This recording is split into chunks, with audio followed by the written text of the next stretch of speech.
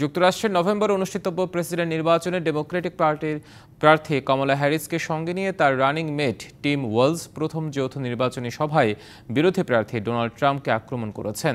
দেশের প্রতি Republican party president প্রার্থীর ট্রাম্পের অঙ্গীকার ও হোয়াইট হাউসে তার আগের রেকর্ড নিয়ে প্রশ্ন তুলেছেন ওয়ালজ। ডোনাল্ড ট্রাম্প বিশ্বকে ভিন্নভাবে দেখেন দাবি করে তিনি বলেন, জনসেবার প্রথম বিষয়টি তার জানা নেই। তিনি নিজেকে নিয়ে বেশি ব্যস্ত ছিলেন। স্থানীয় সময় মঙ্গলবার সন্ধ্যায় ফিলাডেলফিয়ার প্রায় 10,000 দর্শকের সামনে কমলা হ্যারিসের সঙ্গে একই মঞ্চে যখন ওয়ালজ এসব কথা বলেন, তখন মুহুর্মুহু করতালি বেজে ওঠে। প্রেসিডেন্ট থাকার সময় ট্রাম্প ইচ্ছাকৃতভাবে মার্কিন অর্থনীতিকে দুর্বল করেছেন বলে অভিযোগ করেন মিনেসোটা অঙ্গরাজ্যের এই গভর্নর।